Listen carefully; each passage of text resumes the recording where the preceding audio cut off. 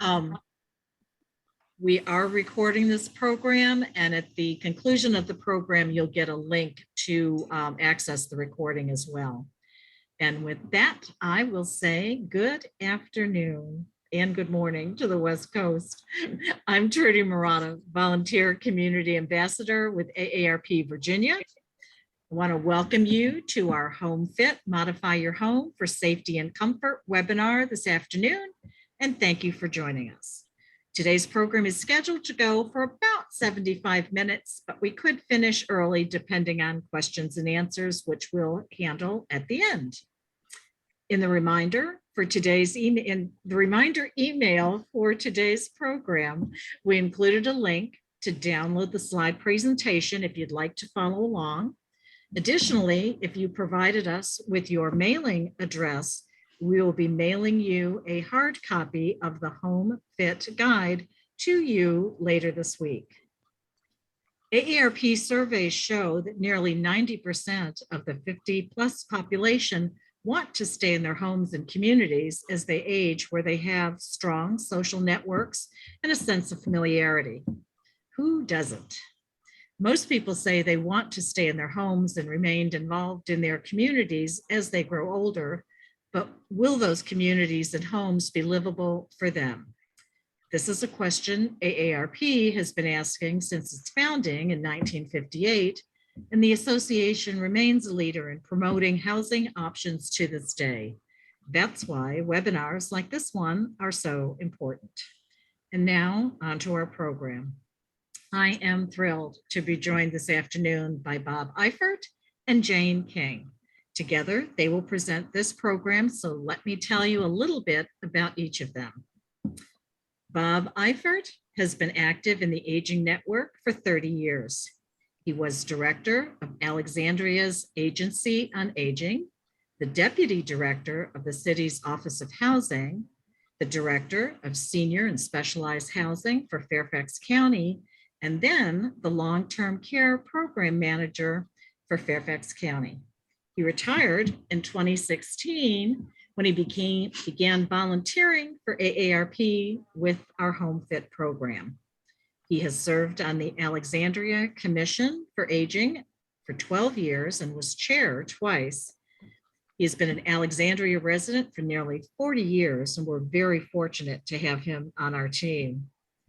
Jane King is a consultant and writer on a range of issues involving development of livable communities that support the ability of their aging residents to age in place. She had a long career in consumer protection in the nonprofit and government and corporate sectors. I did that last time too. Before retiring from AARP in 2006, she was manager of AARP programs that focused on consumer protection and housing, and she helped to coordinate the development of AARP's strategic direction for its work in the support of livable communities. So we are so fortunate that Jane continues to serve with AARP many years into her retirement from AARP. Quite impressive, Jane.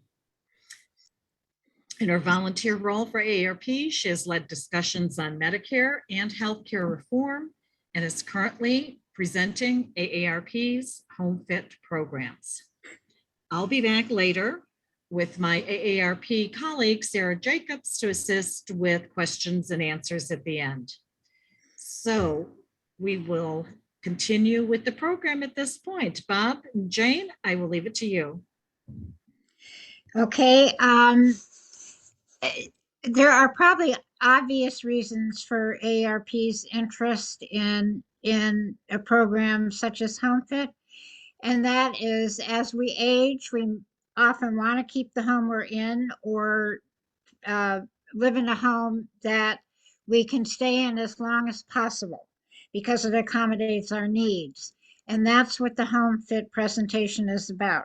How do we accommodate our needs, those of our friends, of visitors, of our family, as we age? So if you could go to the next slide.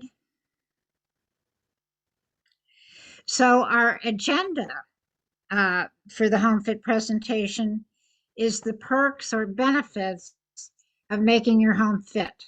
How is this going to benefit you? How is it going to benefit your family members? How is this going to benefit visitors? Um, and what is universal design, and why can that be important in your planning or in your purchase of a home that will accommodate you and your family as you age and as others age? And then HomeFit will provide a home tour showing you the elements that will make your home fit. So the workshop objectives are basically three. Those of you who are participants today will recognize how a home can be modified to support changing needs and lifestyle at any age. Determine which modifications are important for maintaining the lifestyle that you may desire. And of course, as we're going through, some aspects of your home may also already be suitable, but you can be identifying what is it in my home that I really need to look at. Or if I think that I will be renting or purchasing a new home, what am I looking for? And then distinguish between modifications that can be done by you or someone in your family and those that are best left to a professional. Some are left best to a professional for safety reasons. So also keep that in mind. So what's the first thing that comes to mind when you hear the word home?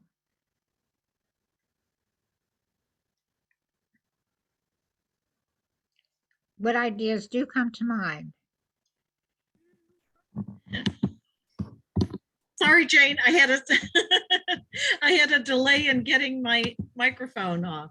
What's coming to mind to our folks today is comfort and family, safety.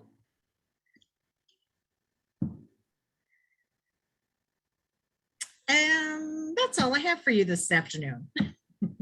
All right.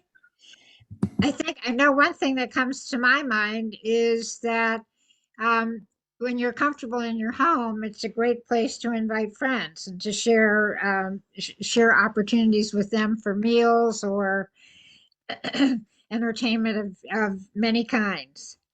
Um, so this is an important issue: the cost of not staying in your home. Private duty home health aides can cost on average, and I did try to find the cost at a more national level, but some is based on the locality, which is the Northern Virginia or the District of Columbia area. So as far as private duty home health aides, that can be around $20 an hour. Adult daycare that occurs outside the home, on average is about $1,400 a month. An assisted living facility, $4,200 per month, and at least as far as my understanding around here, that would be very low cost. A nurse in comparison, but of course this absolutely depends on the area or region in which you live. Nursing home semi-private room would be about $7,700 a month. You can see how quickly the cost would go up for that. A nursing home private room would be closer to $9,000. So you would be looking easily at over $100,000 a year. It's a very significant cost, and I think we all need to be taking this into account in our considerations if it becomes necessary for someone not to continue living at home. So, universal design. It accommodates all people of all abilities. That's an extremely important concept. Um, and it obviously requires significant work to accommodate the broadest range possible. So if you could go to the next slide.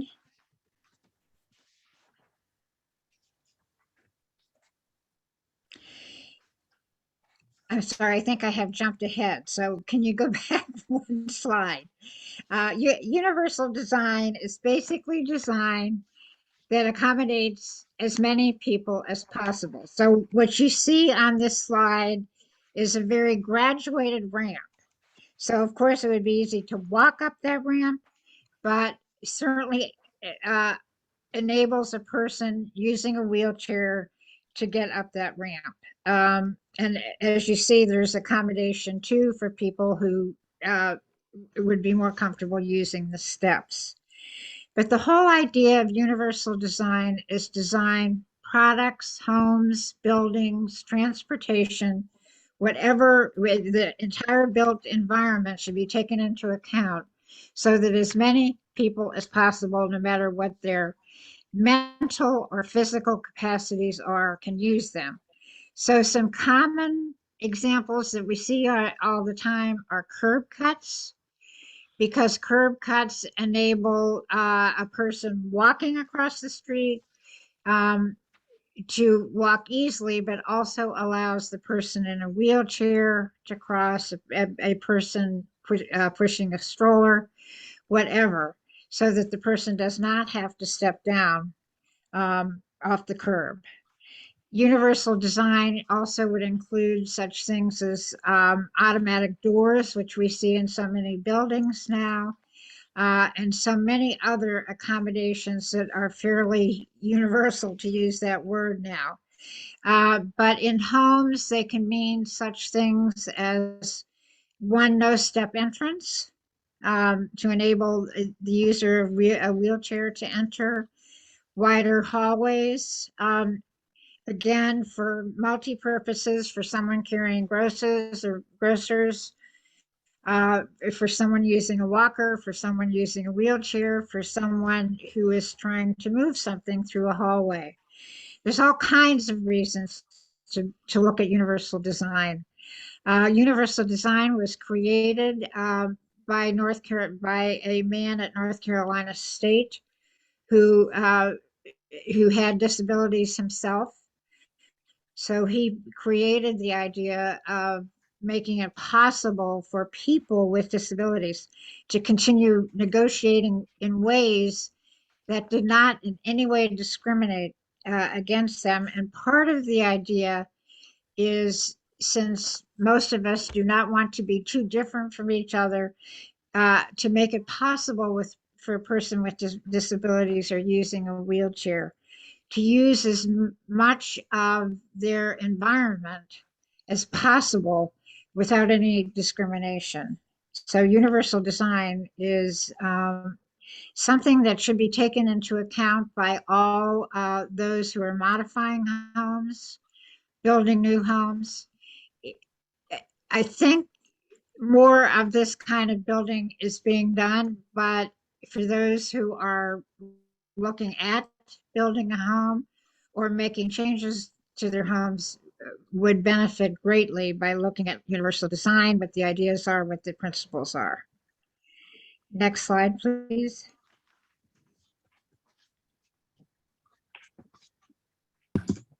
Okay, so welcome home. This is a lovely shot here. And just like a quick poll for you in the chat, to say, what is your initial reaction to this scene? What do you think of? I hope it doesn't snow. Yes. Yeah, we don't have anybody joining us from the Buffalo area today, but they had snow in Buffalo, New York this morning. Someone else thinks that's an impossible set of stairs. Oh my gosh, I'll never get up those stairs. I may look at that, but I'm not climbing it. And someone else is looking for where's the chair lift or the tow bar, I would say. Yes, indeed. All right.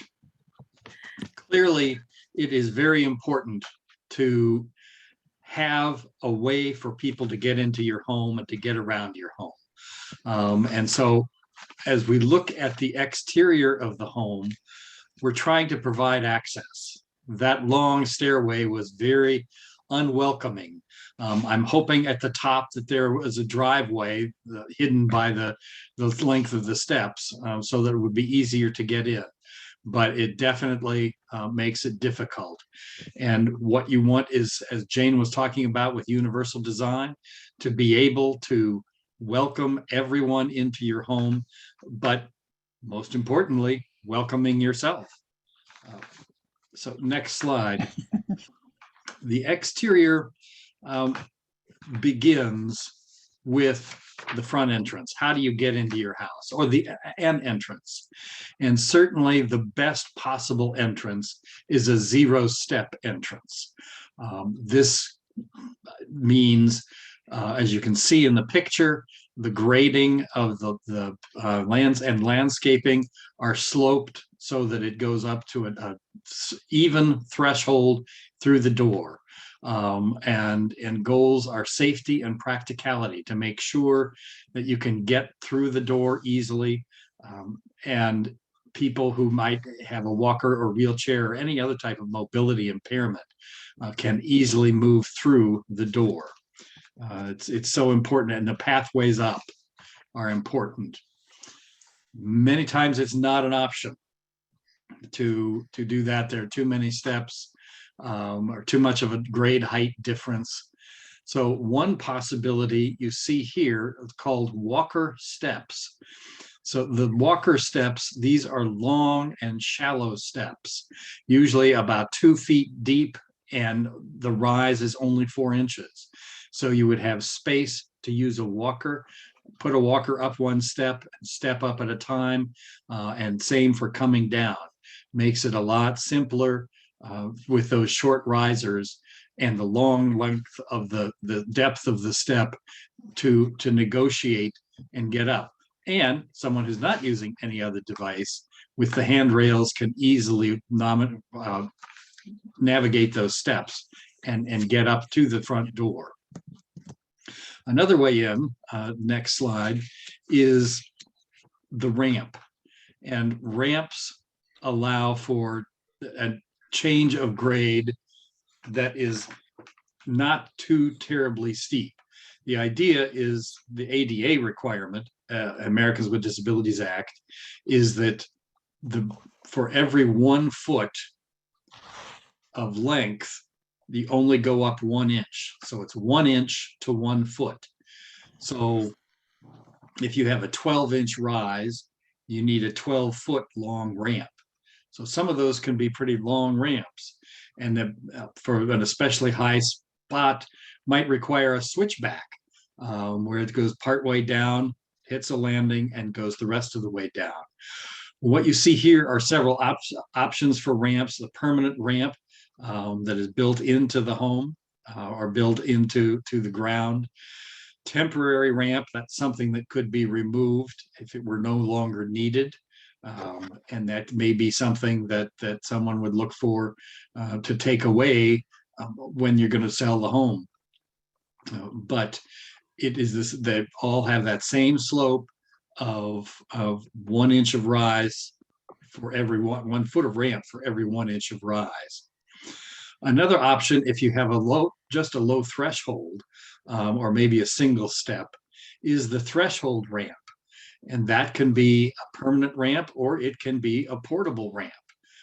So that for someone who only needs it occasionally, or has a visitor who needs it, you can install the simple threshold ramp and someone can roll over it. So it makes sense to be able to have some kind of ability to get into the house, whether it's you or someone else. There's a whole concept that you may have heard about called visitability. And how is your home visitable?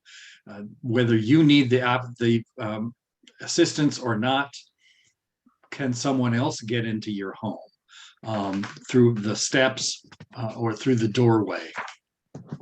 That idea is to make it as easy for someone to get in as possible. Next slide. In places where there's limited space, it's also possible to put in a vertical platform lift. This, as it notes here, must be installed by a professional. You need to have an elevator professional who can build this for you. This is not a do-it-yourself home modification. But as you can see, this is lowered to the ground.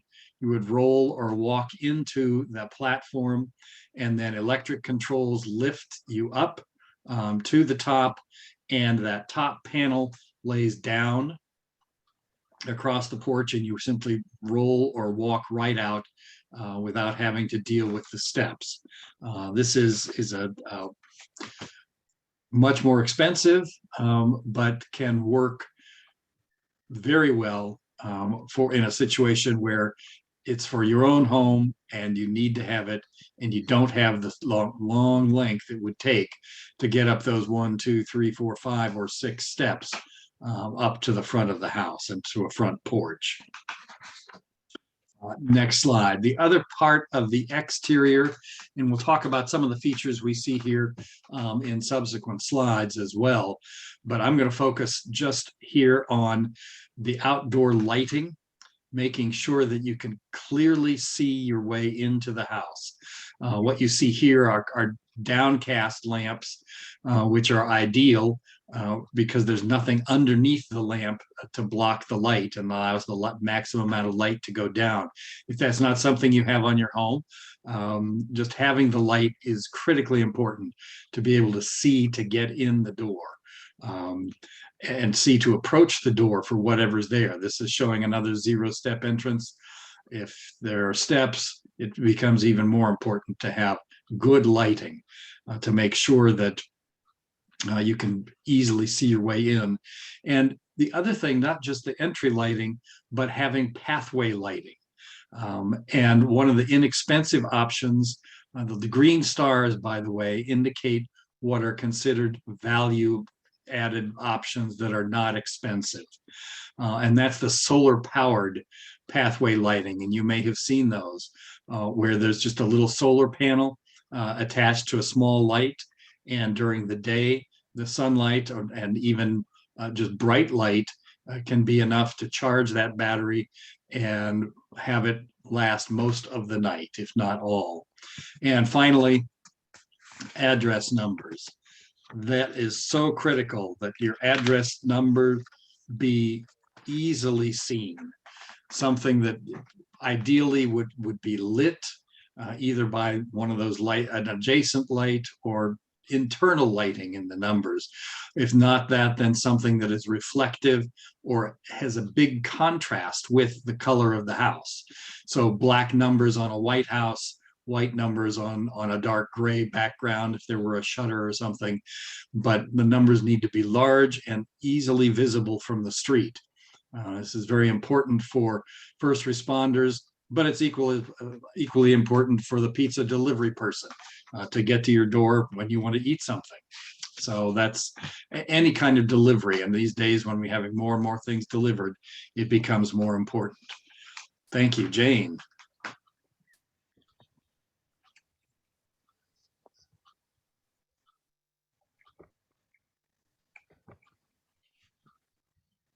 Are you with us, Jane? There we are. Okay. Yes, sorry, it just took a minute there. And I'll get that off the screen. All right. All of us, in some cases, whether we like it or not, are exposed to more and more technology. And so what we'll be discussing now is those kinds of technologies that can make our homes smarter. And most of us are using one or another of some kind. Next slide, please. So, do you currently have any smart home features in your home? And if so, how do you feel about adding smart features to your home? And could you respond to the quiz about that? Or to the poll rather than a quiz? They've got it and they're responding now. Looks like the majority of our guests today, Jane, do not have smart home technologies in their home.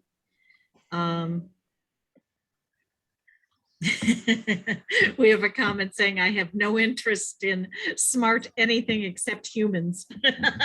I understand. I know, I Go ahead. certainly understand that, although I notice when I go to my daughter's home, there are some smart features in her home. Um, And so we have the second question is up. Do you feel enthusiastic about including smart home features in your home? And the majority of our folks are saying no. Some say yes, some are unsure. I think that that's probably pretty true all across the board for all of those answers. okay, well, good. It is interesting that they will certainly become uh, increasingly part of homes as those who invent these various and sundry technologies will be selling them. But the virtual home assistant can do the following. And I think we can all see circumstances in which some of these would be useful. A virtual home assistant can turn the TV on and off, dial into video calls and online meetings, play music and podcast. This can be done just by voice. If, uh, for example, if you have this in your home, you can just say to the, I think it's the Alexa, please, I want to hear such and such, and on it goes. It can control lights and appliances. A home assistant can do that, and that can be very useful to have certain lights turn on at certain times. That can be protections for when you're not home or make entering your home more easily. Same can be done outside and I think you all know that with lights that go on at a certain time. You can do online research with a home assistant, adjust thermostats, lock and unlock doors, and you don't have to be home to do this. Make shopping lists, place telephone calls, and provide reminders. So especially as getting all this done can get a little more complicated as you get older, this can all be very useful. Though I think, of course, it takes some study to accommodate to all these new technologies. So the smart home also can enhance lighting and electrical connections. So smart home options include such things, I think I've already mentioned that, light timers, um, motion activation, and light bulb choice. And in terms of light bulb choice, I'm not going to go into this now, but the Home Fit Guide uh, will elaborate on what can be useful to understand about choosing light bulbs. Next slide, please. And here we are at the front door, getting into your entry. I began with the exterior and how important that is to be able to get through the door. But this is entering and exiting the home safely through doorways. And this is one way clearly to show the welcoming aspect of a home, being able to make it accessible to anyone who may come to call. Next slide. So the first thing that we encounter in an entryway is the door itself. And how do we get through the door? What does it take to get through? And the first idea is that the threshold should be less than 3/4 of an inch in height, so that you could get a walker or wheelchair across it easily. But another option, and the width of the door is important. It takes 32 inches of clear opening to get a wheelchair through the door. And in this place, if you have a doorway that is close to that, but the door itself, the way it swings open, is actually blocking part of that entryway, one way to gain one at no more than 2 inches, but at least gain an inch or inch and a half of extra space is this swing clear hinge that you see demonstrated here. And that is something that allows it like a double-sided hinge, extends the door, and the door can literally swing completely out of the way, and you gain that little bit of extra space to get through a door that might be 31 inches wide or 30 inches, or a 32-inch door, but the doorway itself blocks part of the entrance. So this is an easy fix that could allow you that extra little way, and this works not just for the entry door, but for any door in the house. If you have a bathroom door that's too narrow and that little bit of extra space, this would work on any door in the house. Next slide. I mentioned that we would be coming back to the same entry slide, and there it is. But here we're focusing, rather than the lighting, on such things as peepholes and doorbells. Being able to see out and know who is at your door. A simple peephole is a standard and way to look out, and if the lights are on at night, you can clearly see someone who is there. But the video doorbell, as something that Jane just talked about in the smart home section. Video doorbells are more and more common and more popular, and they've been excellent in security for tracking things that have been happening outside, but also lets you know who is at your door, and you can choose whether to open the door or not. Handles and locks, the lever style door handle. Again, this is true of the entryway, but true in any and every door in the house.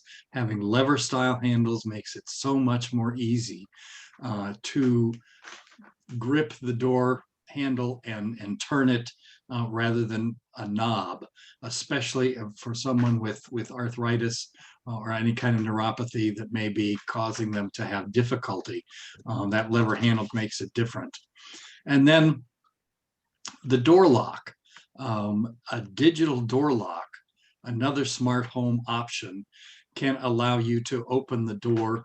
You can get one that works like perhaps the keyless entry to your car, a key fob that will automatically unlock the door when you get there, or it could be a number lock where you punch in a number, that's sometimes called a cipher lock, but some way of easily getting the door unlocked so that you can get through the door with packages or however other things that you might have. Next slide. So getting people in, again, creating a warm and safe welcome inside the door. Most houses have some kind of entry space. It may not be a foyer. You might walk directly into a room in the house, but having that entry space open and clear so that folks can easily get in and out. Next slide. There are some simple strategies for maximizing the use of your entry space. Again, whether it's an entry hall, a foyer, or simply a part of inside the door of a room.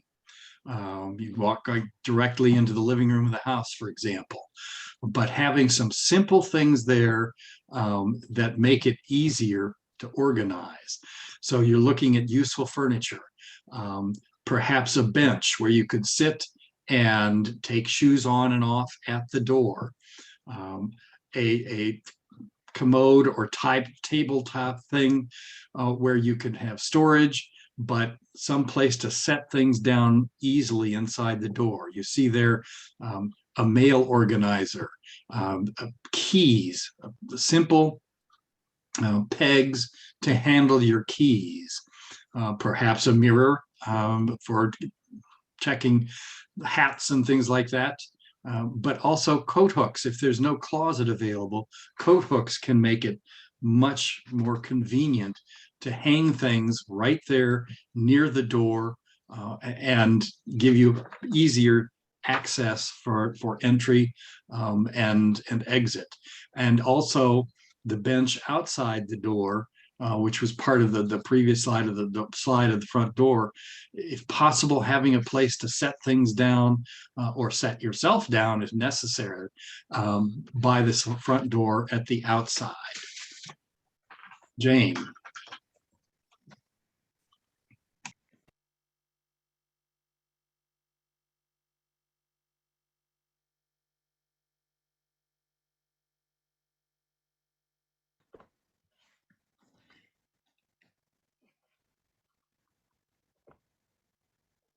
All right. Probably the most important room in most of our houses is the kitchen. If it's large enough, people tend to congregate there. It's where a lot of activity goes on for most of the day. And we need to consider the needs for every diner, every visitor, and also the cook. Next slide, please. So the kitchen, you may want to rethink your current space. You may not be comfortable standing as you are chopping or preparing food for cooking. So you may want to work at a lower counter. So you have choices, either create a counter as you see in this slide, where you could do some chopping and assembling of food. So you could work at a lower counter, or if there is space, you could have a table to do the same thing. Uh, Kitchens can require a lot of accommodation if mobility or reach or other mobility is affected. So it can be very important to take a look at your kitchen, or if you're moving, at what a new kitchen will provide you. Next slide, please. So what can be done in terms of cabinets, shelving, and drawers to accommodate your needs, or all of our needs as we are arranging our kitchens as we age? So adjustable lighting for ease of use. This could be either lighting that can be moved, or lighting that, for example, can be put under cabinets to enhance vision at the working space, as shown in this slide. Lower level cabinetry and pull out shelves for better access. In some cases, that would require changes to the kitchen you have, but it might be very worthwhile in terms of accommodating your needs as you age. And another good idea can be open shelving, so you can see more readily what you're looking for. If your house is like mine with a pantry, half the time you can't find immediately what you're looking for. So open shelving can resolve that problem. And drawers for maximizing space. And it can be a good idea to have drawers that are located so that they're easy enough to both fill and to reach items inside the drawers. Next slide, please. So what you want, in addition to drawers that accommodate usefulness, is handles. And this handle is described as a D handle, which is now allows you to reach into it, but gives you enough space in the handle to reach in, so it's not hard to open. And faucet types that ease use and safety. So in this case, you have the lever handle, which makes it very easy to turn the water on and off. That can be much easier than faucets for those who may have arthritic hands and fingers. Next slide, please. So appliances. You have several there that require our concern, and that the first on the left is the refrigerator. And refrigerators, as you know, come in so many different types. So again, if you are purchasing a refrigerator, you'd be concerned with how you use a refrigerator. And this, it seems obvious there that there's a great deal of space for frozen food. So that can be very useful, especially for somebody who only wants to shop once a week or so. And then easy to reach with the two top doors that open in the middle. And of course, with ice coming down easily just with a push of a glass. The dishwasher, uh, it looks like it's easy to use with easy, I'm sorry, I'm sorry, that I think that's actually the stove. Sorry. But what you're interested in a stove is again ease of reach. So you may want a stove whose handles are in the front for ease of use. The only problem with that can be grandchildren, if that is your choice. You have to be careful when they're in the room. The problem with those that are in the back is that, of course, it can cause burns. Obviously, if one is lit and you're trying to turn on another one. So also you want a dishwasher that's easy to pull in and out and easy to use, accommodate your needs in that sense. And then the microwave is very important. You do not want it to be, some microwaves are installed well above the cabinets, so that it can be very difficult to lift something heavy from it. So it's much better if it's installed on at a lower level, because the accidents with microwave taking things out of microwaves are not uncommon. Next slide, please. So, as Jane said, the kitchen is extremely important. The other place that is extremely important in the home is the bathroom. The bathroom, creating a safe and convenient space is so important. The bathroom can be this #1 source of slips, trips, and falls. So making sure that your bathroom is as safe and convenient as possible is just critically important for you as well as guests. Next slide. There are some very cost-effective, lower cost items that can make the bathroom more accessible. The first thing you see on the top there is a commode chair. That fits right over the top of the toilet and raises the height, can be as high, and adjustable legs. So a raised height that is designed specifically to meet the needs of the person who are using it. And those handles on either side make it very stable and much easier to get out, lift yourself out of the sitting position. Shower options, something like the wand type shower there that is adjustable, but you also see a seat. You can have a shower seat that is portable, or it can be installed in the shower more permanently. One thing that is not low cost, but is certainly a major part of universal design, is a roll-in shower. You're looking there at a shower that's probably not going to be big enough for a wheelchair, but you're also seeing the 0-step entrance and the ability to easily get in and out. And that can be very important for the safety in the shower. And also on the floor, you're seeing some kind of device, anti-slip device, because wherever there's water, there's can be a super danger of falling. The toilet, the toilet itself. Many houses now almost all new toilets that you buy, if you have to buy a new toilet, it's almost impossible to find the old height toilet of 14.5 inches. They're now all 17 to 18 inches in height, and that's very nice.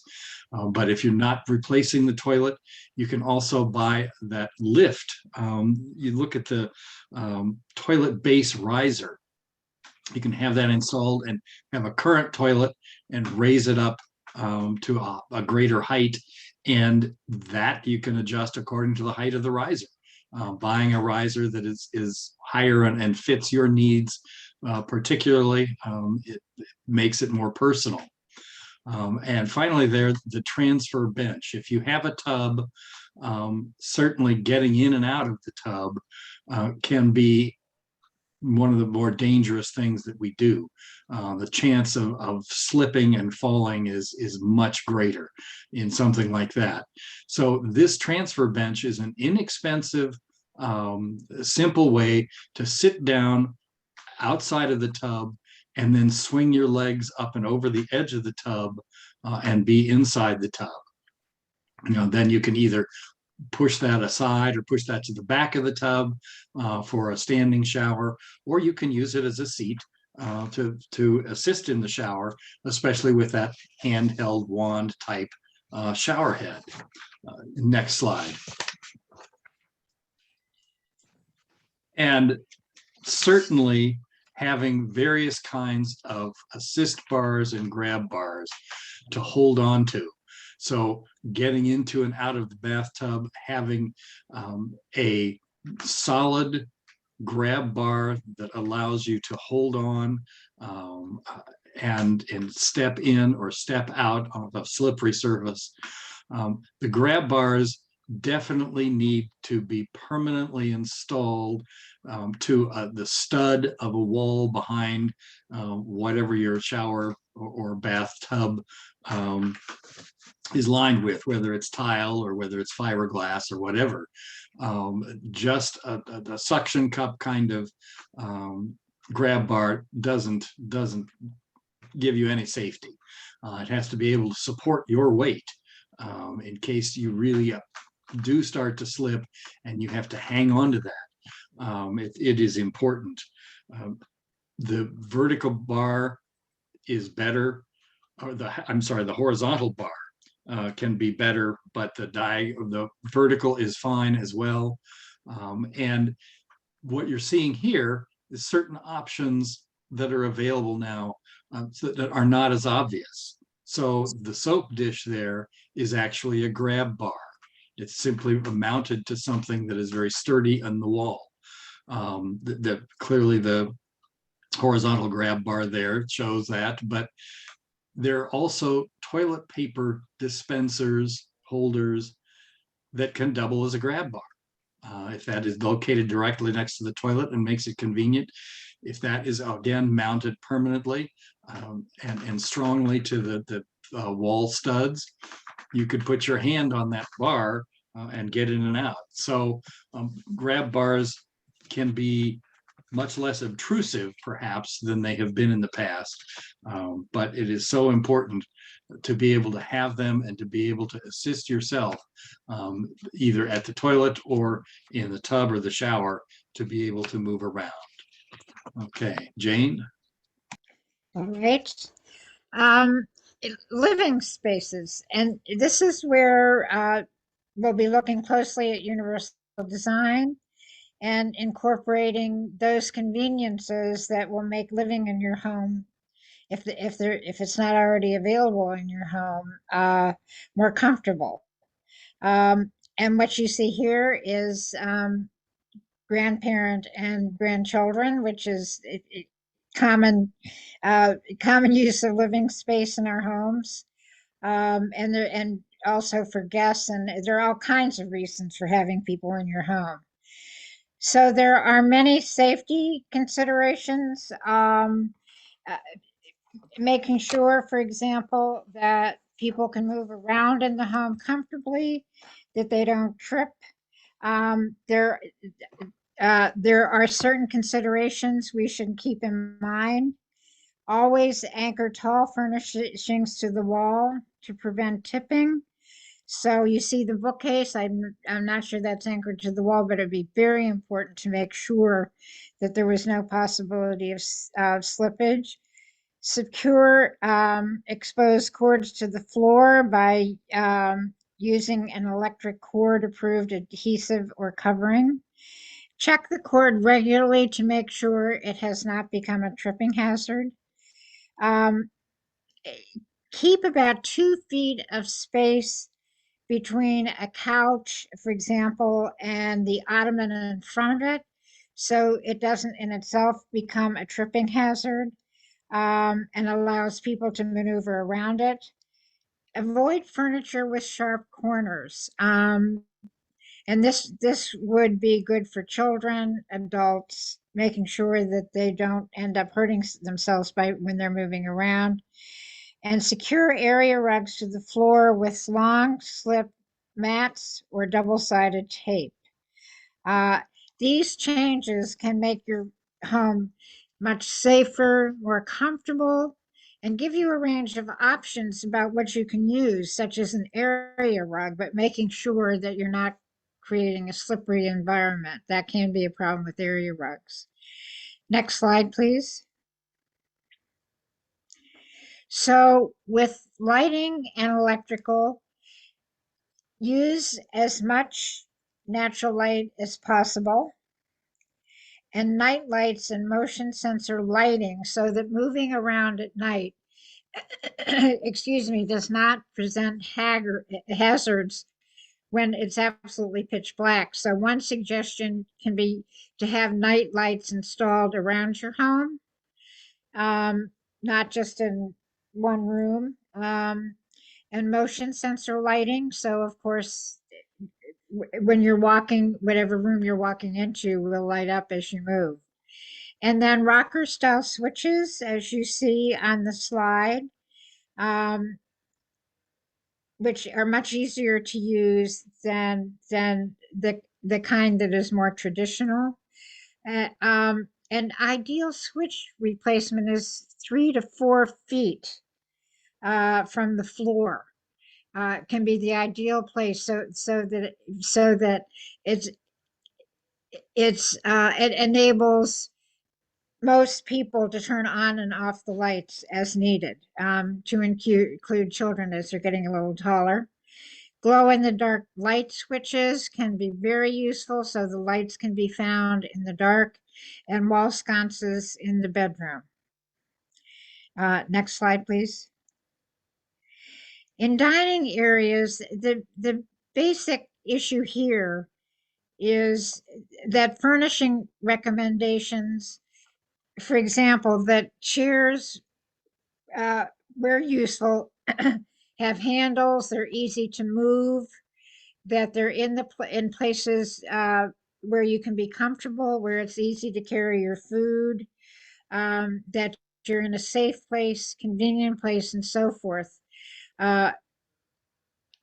Especially because we often will move a plate from the kitchen to the dining area, and you want to make sure at all times that it's not slippery, that it's easy to carry, and that your table and chairs are easy to use, and the chairs are easy to move, and easy for those who are older to sit down and get back up. So you see the 2 chairs there with handles as opposed to the 2 that do not.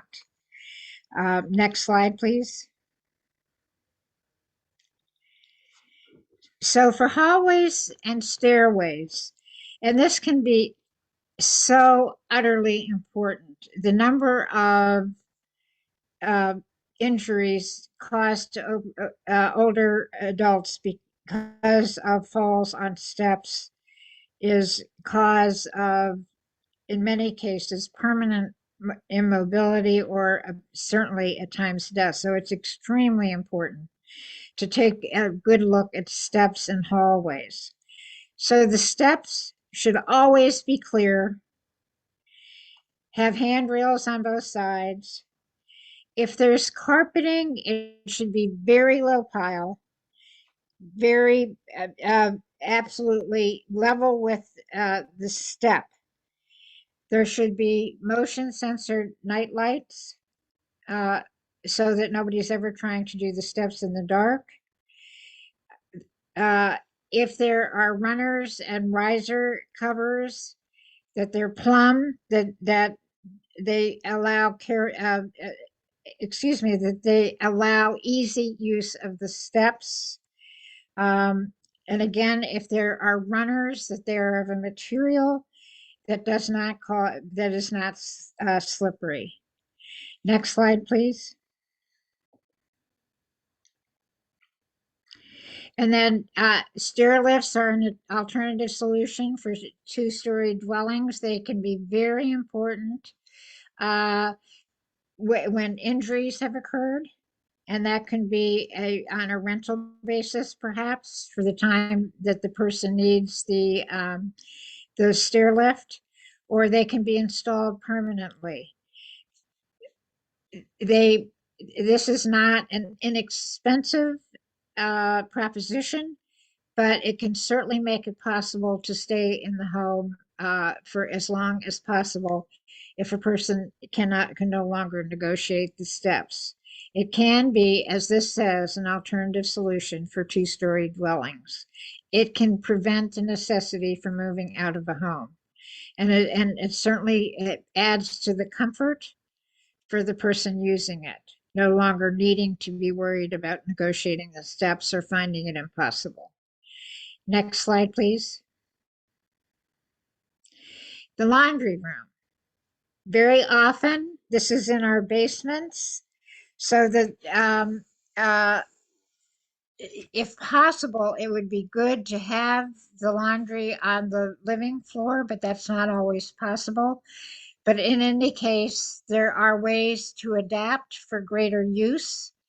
As you see, these are on a platform to make it easier to reach the doors, which in this case can be very useful to have them open from the front rather from the top. Somebody who is in a wheelchair could probably negotiate these. So the real issue with the laundry room is accommodating ease of use to the greatest extent possible. And in this case, you can see that because these are on a platform, the usefulness of the washer and the dryer are acceptable to somebody in a wheelchair or somebody who's standing to use them. Obviously, accommodation of a laundry room is very important until it becomes impossible for a householder to use them, in which case it may have to be done outside the home. But there are ways, as we see in the slide, to adapt. Next slide, please.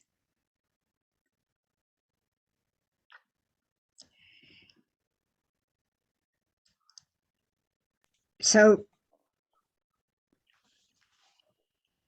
for next steps,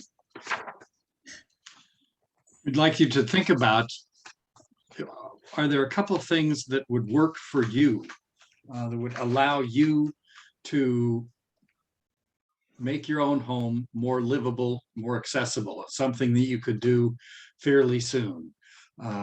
Hopefully you've seen some ideas today that would give you some places where you might want to make some changes in your home, some inexpensive and some may be more significant. But the Home Fit Guide, and we'll have that on a subsequent slide to see what it looks like, is definitely a wonderful resource for thinking through everything that we've talked about today, but having it in writing. AARP is a wealth of various resources.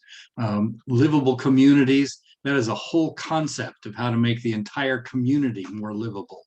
And that's a great thing to have for community leaders to assess how livable your own community is and how to make it more so. The HomeFit guide, again, on a subsequent slide. HomeFit AR. This is an app that AARP has developed to show various kinds of design elements of appliances, refrigerators, sinks, so on, that allow you to take that with you when you're shopping. If you're going to be looking at something, you can have those kinds of suggestions with you in that app. And from the AARP Foundation, Here to Stay, Home Upkeep for All. And this is a step-by-step guide to let you plan home maintenance and make it more manageable and affordable. Occupational therapists are people who can come into your home, assess you, your personal needs, and then look at your physical space and suggest ways to make it more accessible for you and a place where you can easily age in place. One place to find occupational therapists is through the American Occupational Therapy Association, their aota.org website. And finally, if you're thinking about making some changes in your house but aren't sure necessarily what you would need, think about a certified aging in place specialist, or CAPS, C-A-P-S. CAPS are trained people who've been through a full training session sponsored by the National Association of Home Builders in conjunction with AARP, and are certified to know how to look at a space and make remodeling suggestions possible, looking at what your home might need and how to make it more livable for a lifetime. Next slide. And so here is the HomeFit guide. It talks about the perks of staying in your home, universal design, making your home HomeFit, and this guide is available free at aarp.org/homefit. You can request a copy of it. It will be mailed to your door. I believe that is something, I'll have to defer to Trudy on this, but I think I heard her say that by registering for today, you may automatically receive a HomeFit guide in the mail. But if not, you can certainly request one at the AARP website and make sure that you have that for yourself. So with that, we'll move to questions and answers. Very good. And the first question that I had, Bob, was, when will we get our HomeFit guide? Oh, okay. So when you registered for this program, if you provided us with your mailing address, we will be mailing you a hard copy of the HomeFit guide, and hopefully that should arrive at your home within the next, I'm going to say, maximum 7 to 10 days, depending on the postal service. I also want to remind our guests that there will be a follow-up email that will have a link to the recording of this webinar, so that if you want to review any of the information that Bob and Jane shared with us today, that will be available to you shortly this afternoon. Sarah, you want to take the next question? Sure thing, Trudy. The next question is regarding the bathroom grab bars. Do you have any recommendations of where to buy them and who can install them? All right. So buying them is simple. About any hardware store or a Home Depot or a Lowe's or someplace like that will have grab bars for sale. Getting them installed is a different story. That's a place where you'd need a professional person, a person who is at least skilled in being able to install them securely to the stud in the wall, something that is behind the tile or whatever is made in that enclosure. So again, some places and hardware stores will have contractors that they use and can recommend and can even arrange. So you can buy the grab bar. The grab bars themselves alone are not terribly expensive. It's the installation that's going to require to make sure that you are doing it the safest possible way, and you have someone who's fully qualified to do that installation to make sure that it will be safe for you. So that's, again, using a service like at a Home Depot or a Lowe's. They can oftentimes refer you to install almost anything you buy there, and have someone do that in a way that can be guaranteed that you're going to get a good installation, and something that will remain safe. Great.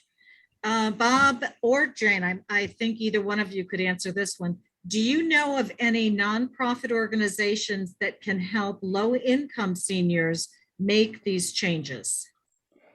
Yes, one that is national in scope, may not be available in every community, but is available in some locations, is Rebuilding Together. So that's a possibility. There are often local organizations that will do this kind of work. You would want to check, I think, with your community government about what's available either through government support or through voluntary organizations in the community. Very good. That is all the questions I see. Sarah, can you back me up? Did I miss anything? Nope, you did not miss anything. Okay. We So got this. very good. So on behalf of AARP, I'd like to thank you for joining us this afternoon and express my gratitude, our gratitude to Jane King and Bob Eifert for sharing their valuable time with us here today. And now we'd like to get your feedback on our program. In the chat box, you will see a link to a survey. Please take a moment to click on the link to share your feedback with us. We will also send this link in a follow-up email. If you enjoyed today's program, we invite you to join us for many of our other programs as well. You can see a full calendar of our events at www.aarp.org/virtual VA. And until next time, take good care of yourself and those you love. And hopefully we'll see you at another AARP event on the webinars very shortly. Thanks for joining us today.